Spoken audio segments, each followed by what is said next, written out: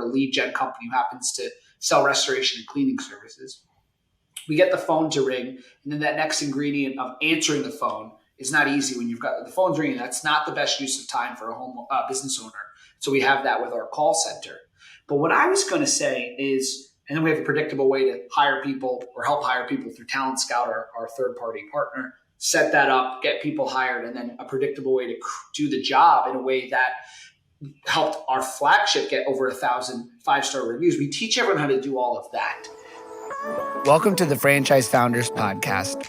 We are on a mission to help aspiring entrepreneurs just like you take action through franchise ownership, allowing you to obtain more financial freedom, time with family, and ultimately a business that can run on its own without you.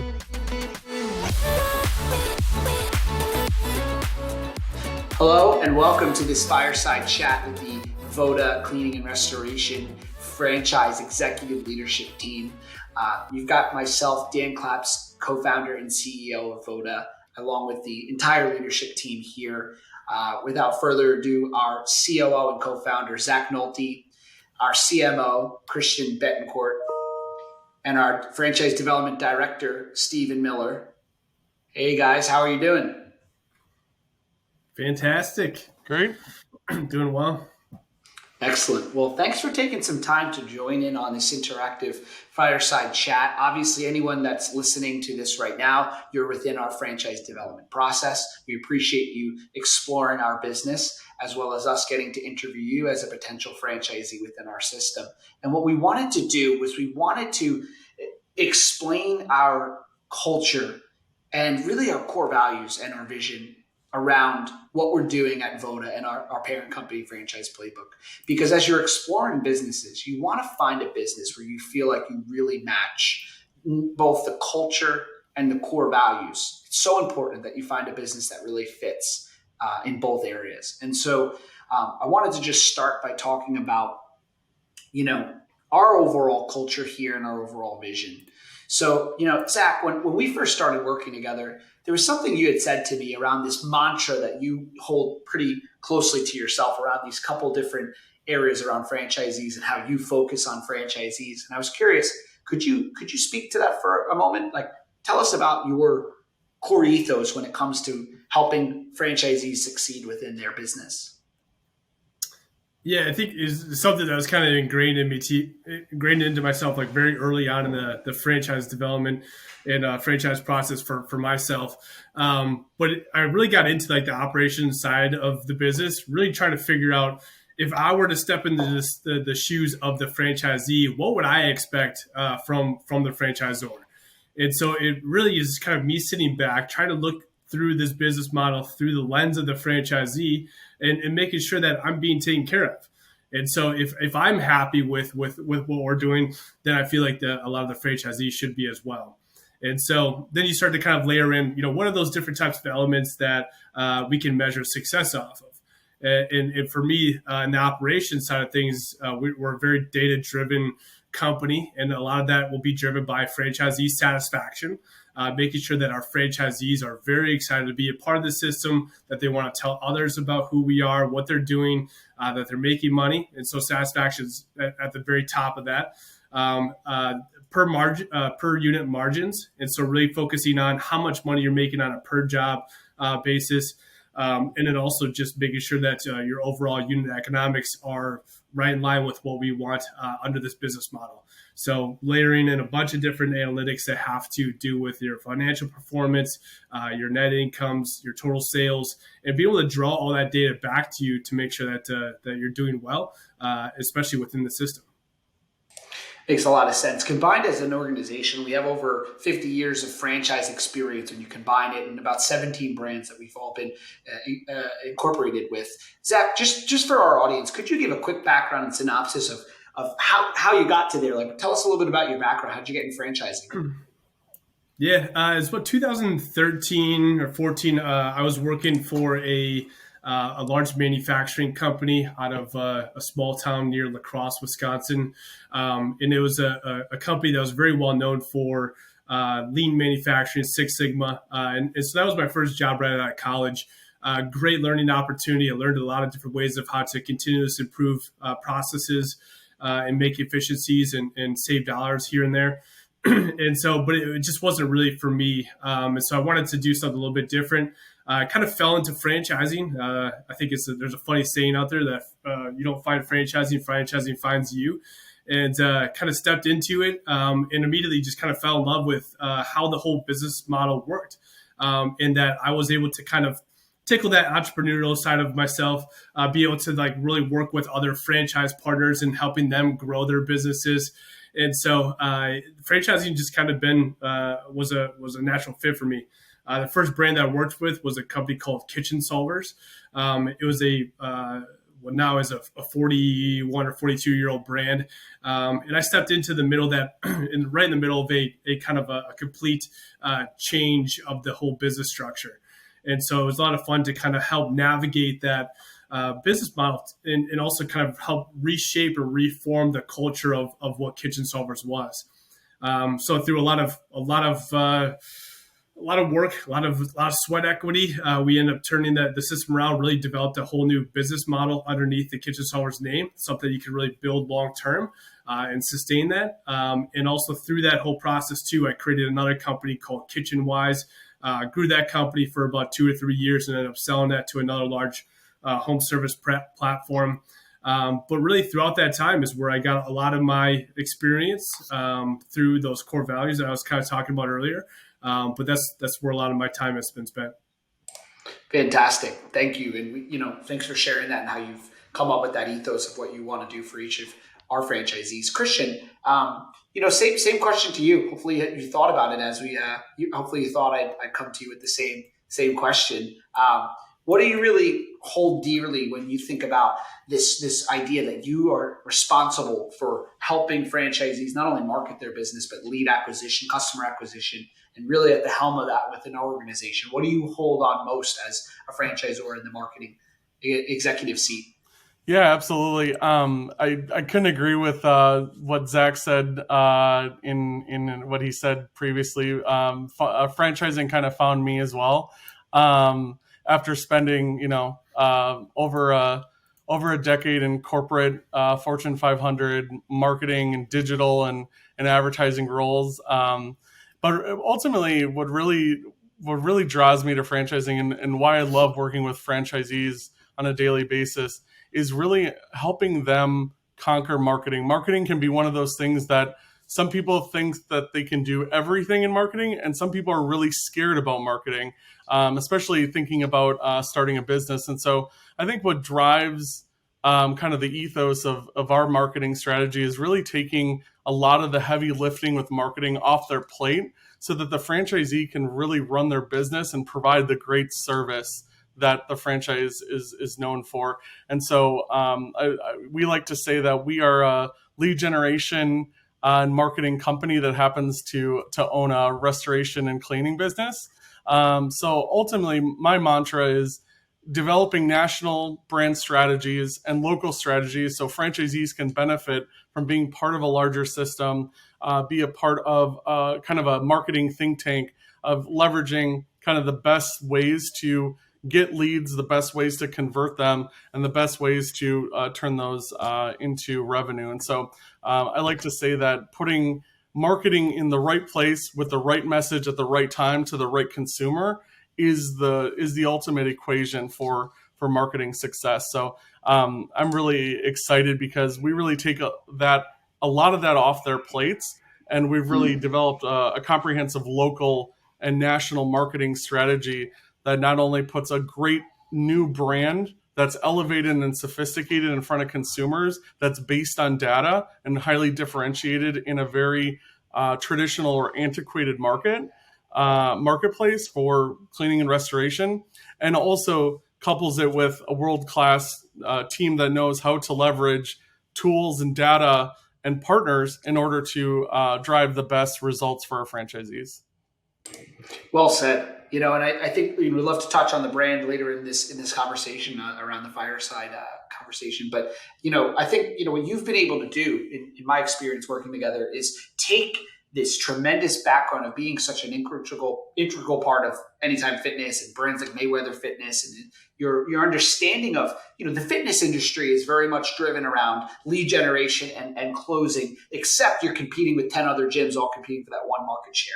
And for you to be able to take that into this, yes, antiquated to some degree market where there is just less sophistication in the restoration and cleaning, lead generation and marketing areas, and be able to take that competitive background and put it into this space where we're not competing with as many phone calls or inquiries, it really pays a lot of dividends when we take over that lead gen part for our franchisees.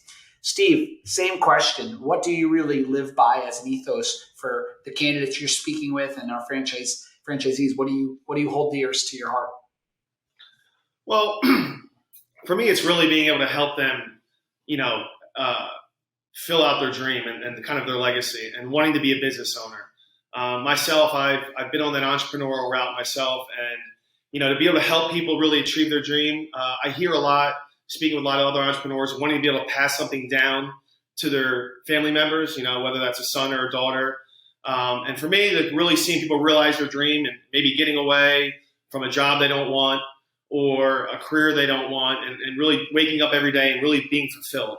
I think that's the number one thing. If you can wake up every day and love what you do, and you can understand whatever you're doing is going to have a potential growth for you down the road and really be fulfilling. I think for me, that's the greatest thing. And what I really look forward to is as we bring our franchisees in a year down the road, speaking with them and really experiencing that growth that they're going to have with us. Well, Steve, it's interesting. Like when I defer to you for counsel or advice on an area of our franchise development business and overall business, I always think about your background, having such an eclectic background, coming from the athletic background, of collegiate athlete, and learning that competitive nature, taking that into your med device background, and then the businesses you started, both the successes of your exit as well as your lessons, right? And, it's interesting because I've always looked at our team as you have this ability, even though you're coming from the development side of the business where your goal is to bring in candidates or for us to award them a territory if they're the right fit. You're always thinking about the other side of the business, which is the P&L and how can we be cost effective. And I think that's important as candidates look at our business, right? They're going to wear two hats. How do I generate as much revenue as I can? And how do I also keep the business lean and mean, which we all know restoration is a great business in that sense from a margin standpoint, according to our item 19. My next question, and this could be a 1 or 2 sentence, each of us, going around, why restoration? I'll tell you, I live here in New York City. I own a home that as an investment property, I currently live in an apartment. Home services is something maybe I never thought I'd be in, to be perfectly frank. I've come from a completely different business background. I joke, I don't plan, and I got out there and I got to try out some cleaning of carpets, but I don't plan to clean many carpets or do much water restoration. Nothing wrong with that. It's just the business that I'm in is running a business, as are you guys, and as would our franchisees be. But as far as the business vertical of cleaning and restoration, what really stood out? Because we looked at what, Steve? We must have looked at, I don't know how many verticals, and Zach, how many businesses we looked at before making the acquisition. Yeah, we looked at it, I'd say upwards, 100, 150 different. I think we narrowed into home services, and then we narrowed into restoration. I think, during the certain times that we're going through from an economy standpoint, we kind of looked at something that could be, recession resistant. I think really we like the home services market overall, but really with, the restoration market, also the really high margins in the business. And then also the simplicity of the business model itself, I think was really attractive, where it was really scalable to get workers for you. Doesn't really take any, outside degrees or, special certifications that take several years. So someone could step in and really learn the business quickly, as we have here, over the last, 5 or 6 months. Yeah, you take that stuff that Steve was talking about as well, and then you throw on that it's a need that will never go away. So even through downturns in the economy or pandemics or whatever else, there's always going to be home issues, whether it's climate driven, or older homes that are dealing with mold. There's all these different ways to kind of keep us through business. And so it's one of those businesses that really is kind of recession proof. And I think there's a lot to kind of go into it. I also love the multiple revenue streams that you can get within this. Every restoration job that I found out very quickly is somewhat different. They all take on their own personality. So you're not stepping in and painting the same wall every day. Every single job is going to be a little bit different. And one thing that we can really pride ourselves on at VODA is that there are going to be very strict processes going into a customer's home. So when they are dealing with kind of a tragic event, they know exactly what they're going to get. A very professional company that has done this multiple times, knows what they're talking about, is certified, and is going to take care of them at the end of the day. The other thing that we really liked about the company that we really kind of fell in love with was that we're underlining the whole restoration side of things when you have some ebbs and flows in the actual product and the money flow of the business. But we've underlined that with carpet cleaning. And so it's the same trucks, a lot of the same processes, but we can now kind of steady out the cash flow of the business with carpet cleaning. And I think that's something that's completely different than our industry that no one else is doing.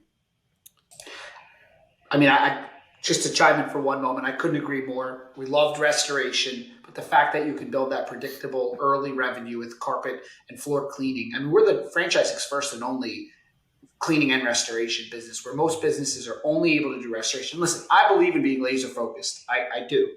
But when you're able to be laser focused on a business that when you have a flood, you dry it and then you have to clean it, and vice versa. And so we're focused on one area that complements each other, kind of like two businesses within one revenue system. But, the first being the first and only there is one of the reasons for me, what I call a RTB, or a reason to believe. What were you going to say, Christian?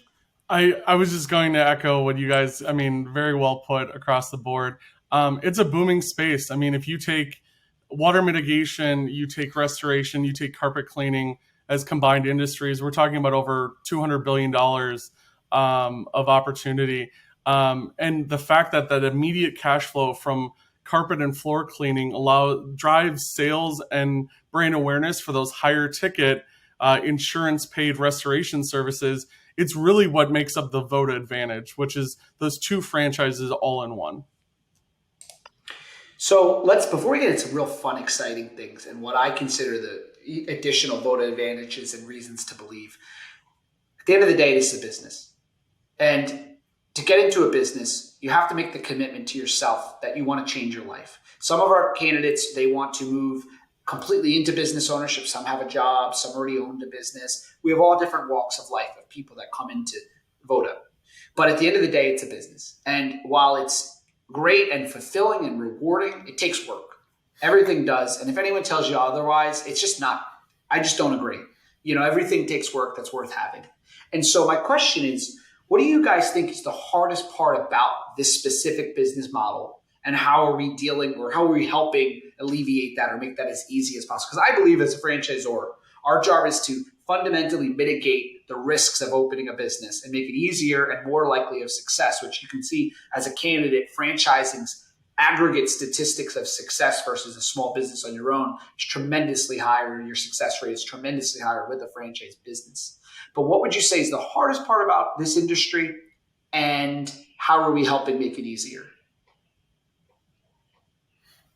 Yeah, I'll go first on that one. I think it's kind of a more of a blanket statement, but I think the hardest part about this business is new owners coming into the business that they're now becoming managers of people. So how do you take yourself as an owner, and given whatever background you come into, how do you start managing and finding people to help kind of run your business for you? I mean, you don't want to be out there cleaning carpets, and you don't want to be the first one on the call. You want your team to be out there supporting your core values as a company, really kind of showcasing the VODA advantage the way that it should be. And so I think that is the kind of the hardest part of this business. And if you don't come into the system without a ton of management experience, we have a lot of different ways to kind of coach and train you through that whole management process. So how do you first of all, find employees? We have a list of a number of different ways that we can help you find employees, some that are built right into your website. Then we also have different ways that you can now interview candidates, make sure that you're asking the right questions to find the right people. Then we get into the hiring process. We have some really cool vendors that can help alleviate a lot of those pain points as well.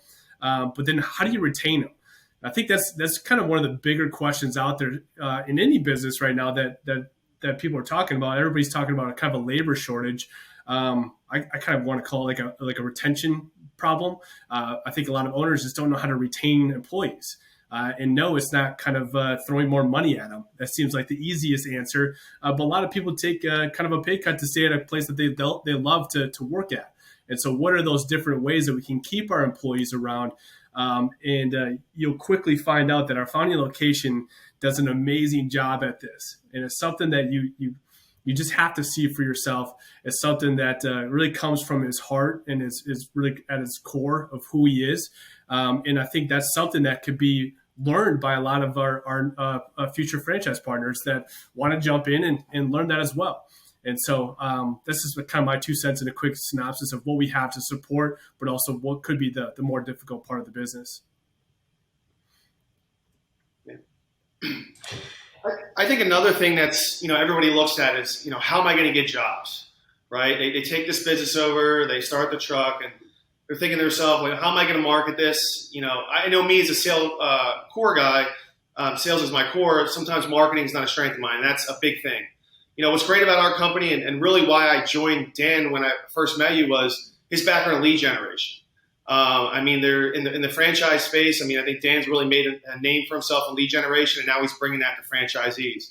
And not only that, we brought in Christian, who's got a great background for all these major franchisees companies, and he's really been hand-on, and we really have a done-for-you marketing system. Turnkey marketing support, help with lead generation, commercial outreach. We have a 24/7 call center that's really going to assist you, so you're not going to be up all night waiting for the phone to ring. You're going to be able to wake up, and we're going to have appointments booked for you guys.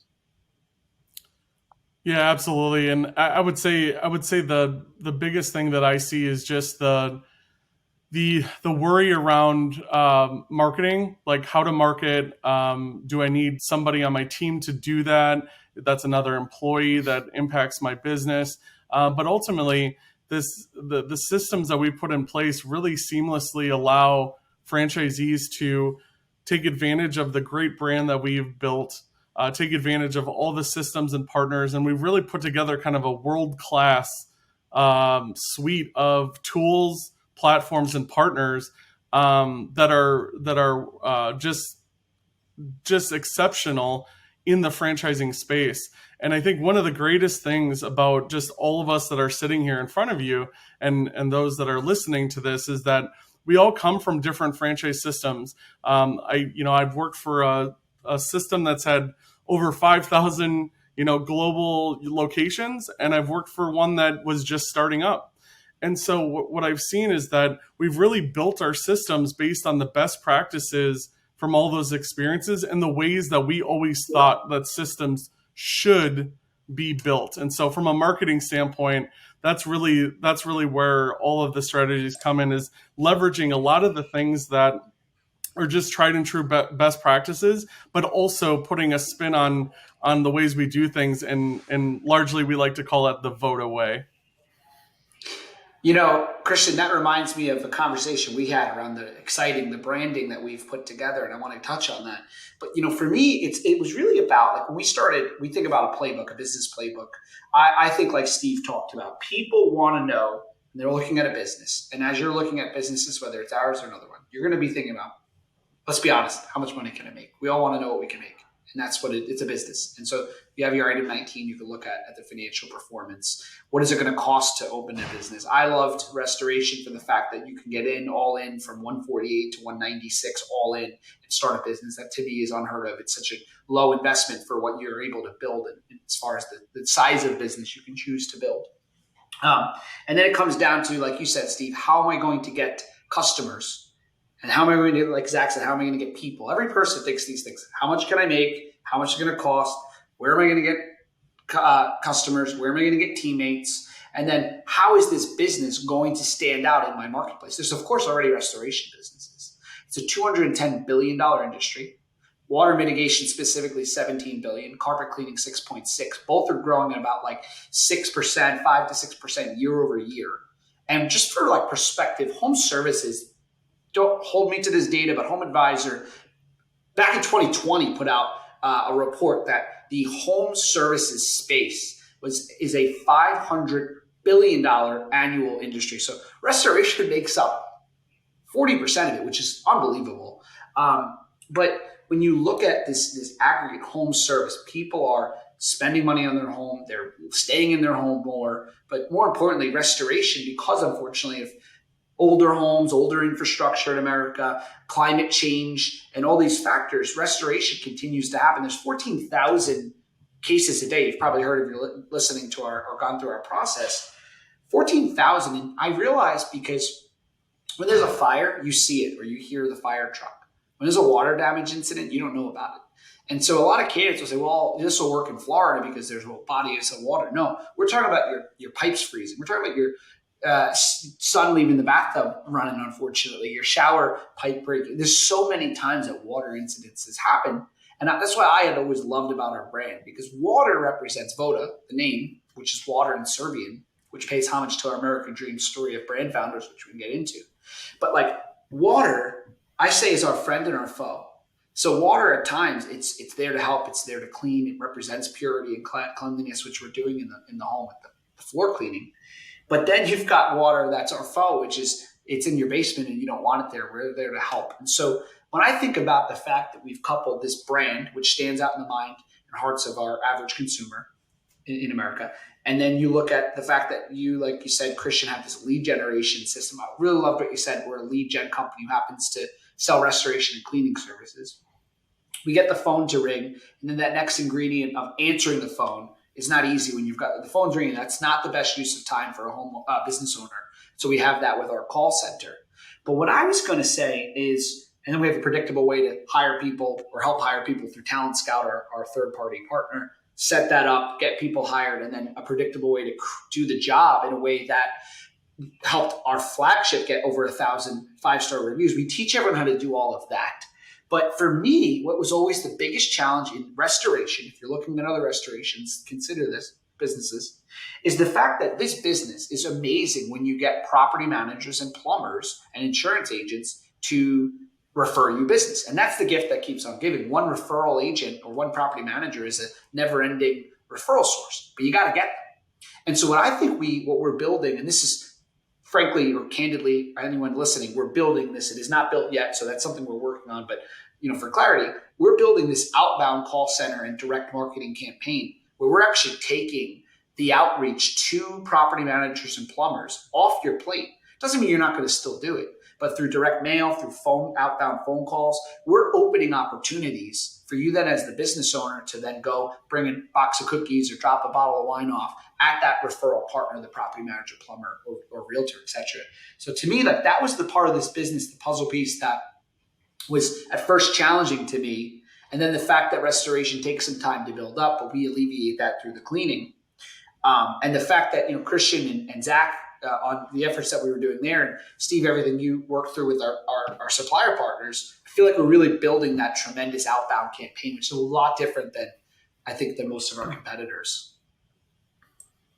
Yeah, I think it's just kind of a testament that anywhere, anywhere that we can actually take work off of their plates, we want to be able to capitalize on that and do it efficiently, leverage the power of the system to make sure that we can, as a group, all benefit from it. I think there's a lot of opportunity out there for us, and this is just the tip of the iceberg is what I think.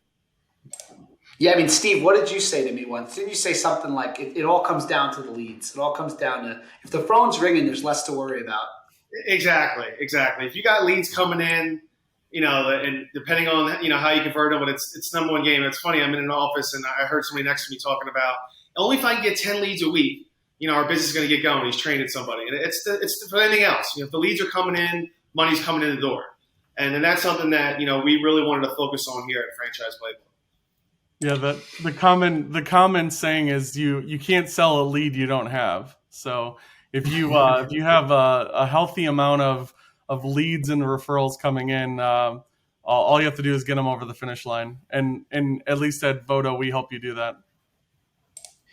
So, Christian, I want to get on this topic, but we're going to put a time clock for you because I know you're passionate about this. And we don't want to take too much time. Let's talk about the brand. Mm-hmm. Like, how did you start that process and just get this? I think the VODA brand, and bias, of course, but I think it's gorgeous, and I think that it stands out. When I think about that truck driving down my hometown neighborhood, it would turn heads. Mm-hmm.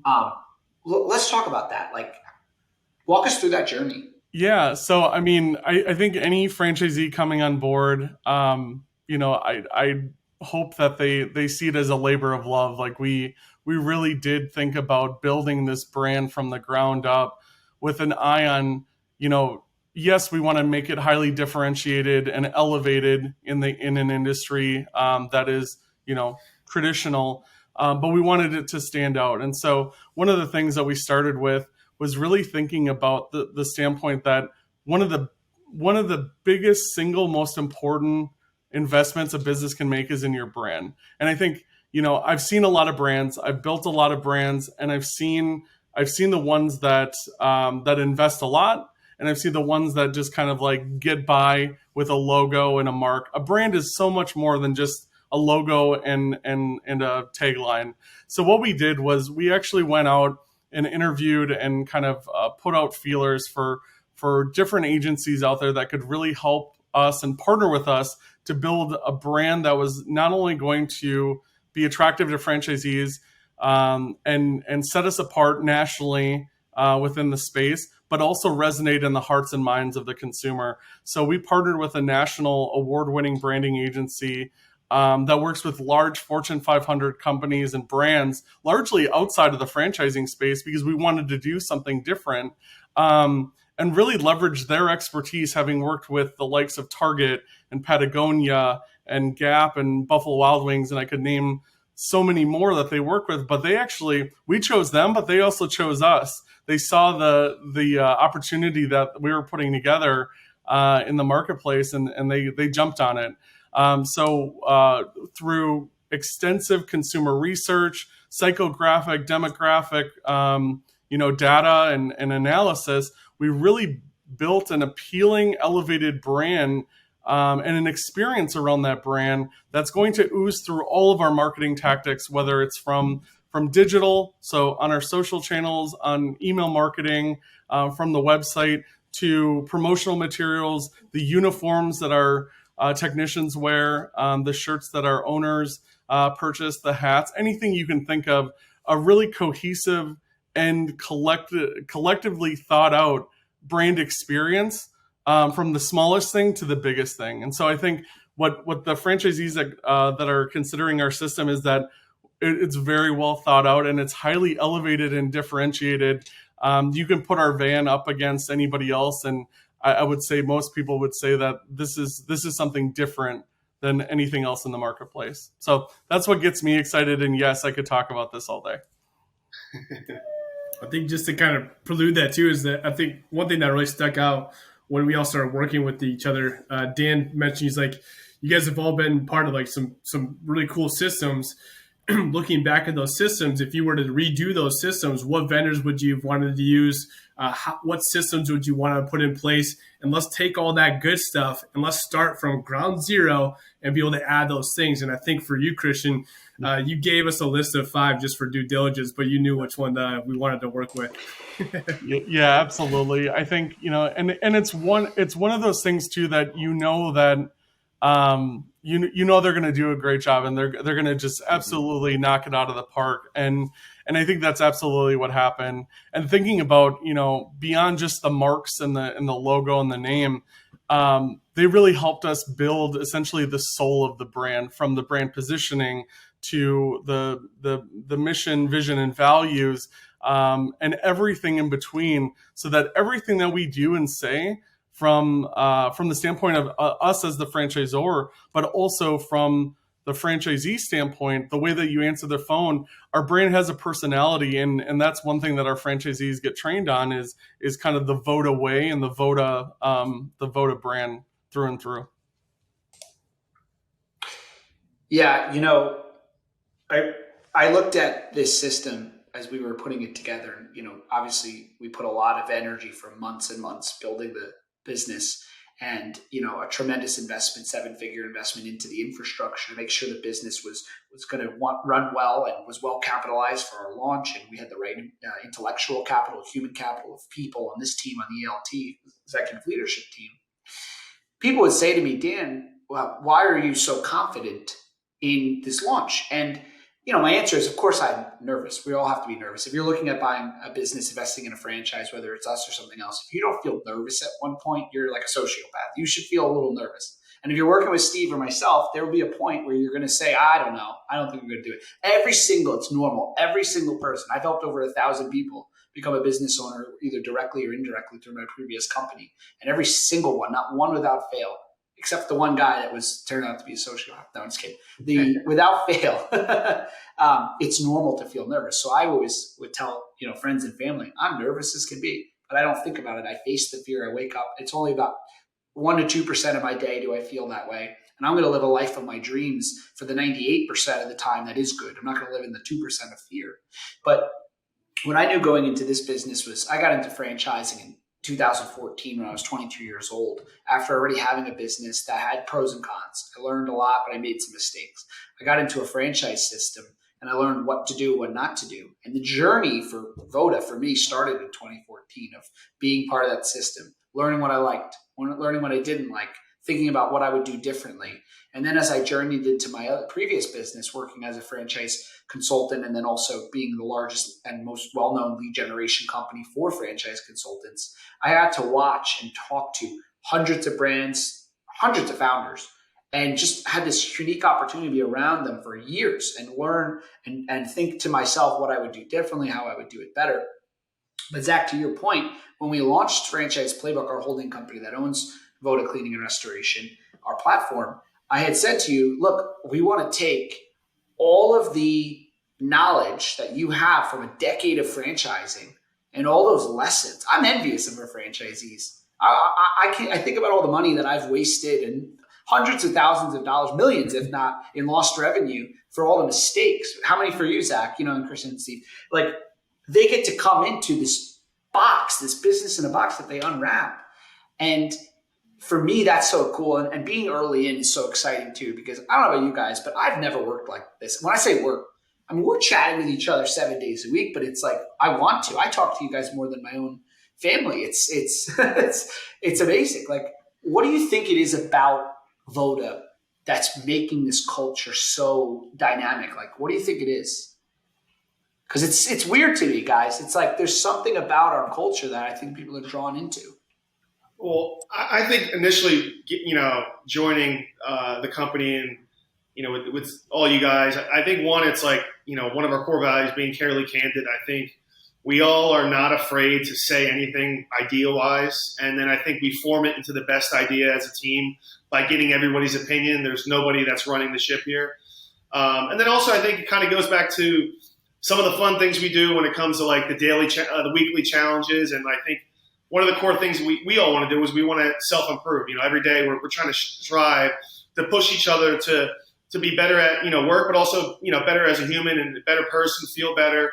And I think that has also really made us all kind of click, and it makes it easier to text each other at 6 a.m. when we're on our walks with our dogs, or, when we're trying to get through the gallon of water that we have to drink a day. I think, and us being remote, which is even more crazy, that we're not even in the office with each other every day. But, I think out of all that, I've been part of, big corporate companies and a lot of startups. And I was saying, I think we do have something special. It's just, keeping it together and capturing that and bringing other people who want to be a part of this. I jump in for 1 second. I don't want to overtake anything, but it's interesting. I had my previous company before I exited had a tremendous amount of people in an office, and I love the culture there. But like this is different, and like you said, Steve, we're remote for a good amount of time. It's pretty interesting. I second what you said. Yeah, I definitely had a little anxiety coming into like a remote team. I'm a little bit more old school where I like to see and have those group think chats and whatever else in person, the hallway conversations where like a lot of ideas were generated. But it picked up right where that left off. And I think it really comes down to the hiring for culture and being upfront and honest about who we are, what we're trying to build, and making sure that all of our goals align with the company's goals as well. So for me, it's such a huge play on the people. And I think this is only going to trickle down to the candidates that we bring in. Like we want to be, frankly, kind of picky about the people that join the system so that they can carry on this same exact culture going on. We're going to be signing 10-year franchise agreements. We got to make sure that we can still hang out, but bounce ideas off each other and constantly push the boundaries of what we can do. Yeah, I think one of the things that's really special about like the team and kind of the culture that we've established at Franchise Playbook, and and kind of exuding it across all of the brands that we launch, but just the idea of being adaptable. We pivot quickly, we adjust for the things that need to be adjusted, and the idea of like playing through the whistle, going with like a sports analogy, but going the extra mile and doing it with passion. I think that's one of the big things. I think the amount of work to set up a new franchisor and all the things that comes with it. It's really been an amazing journey, and looking for franchisees and other people to join our team that really have those same passions and the same things that drive them. That's what's made it work. And so, I think, culture eats strategy for breakfast. And so I think really thinking about the culture standpoint, and that's probably the last analogy or saying I'll probably provide, but I'm full of them. Well, if you look at our first franchisees, you consider it like the starting lineup or the founding roster. And, Steve said something to me that really stuck with me, which was, because it's hard. Like, we have a lot of candidates interested in this brand right from the time of launching. And, for every great candidate that's a fit for us, there's a lot of people we have to turn down because they're just not a fit for us. And that doesn't mean they're not great people, great business people, but we're very selective with who we bring into this system because of the fact that we're so young. We want to make sure that we've put so much passion and energy into these systems. We need to make sure the right people are in the company and fit our culture. But Steve said something to me that really resonated, which was, what's worse? Having a difficult conversation and being candid with someone one time and explaining, look, you may not like me right now, but in the long run, you're going to thank me 2 years from now when you are in the right business that is a better fit for you. You're going to thank me that I had the courage to tell you now up front and to be respectful of your time and energy. And it's a tough conversation once instead of a bad conversation over and over. And I think about that because, we want to work with everybody that, wants to get into our business, but we can't. We have to be working with people that share these core values. And if you're looking at our business, whether you choose ours or another, I can't, as a CEO of a couple different businesses now, I can't tell you, I know it sounds like, core values, I don't need that, no big deal. I would tell you the most important thing is actually holding on to core values and finding people that completely, 10 out of 10, like we run traction in our business, and we use what's called a people analyzer, which you look at as someone a plus, minus. And if anyone has anything that's a minus, they're probably not a fit for your company. And so as you're looking at businesses, keep that in mind. It's kind of like when you get married. What's the number one route to being married? I think it's values, right? It's sharing the same values. And that's the same with when you partner with a franchise system, a business partner, employees that join your franchise business when you are opening and operating a business. And so I agree. And I think it all comes down to core values. Well, I think we're coming up on 45 minutes. Anyone that took the time to listen to us do a little fireside chat, thank you. I wanted to make this video because, as you can see, I like to talk, but you don't get to always talk with me. So I get to meet our candidates in the process. Thanks again, everyone, for joining us. Thanks for listening to this episode of the Franchise Founders Podcast. If you want our help with anything from buying a franchise to franchising your business to anything in between, shoot us an email at franchisefounders@gmail.com.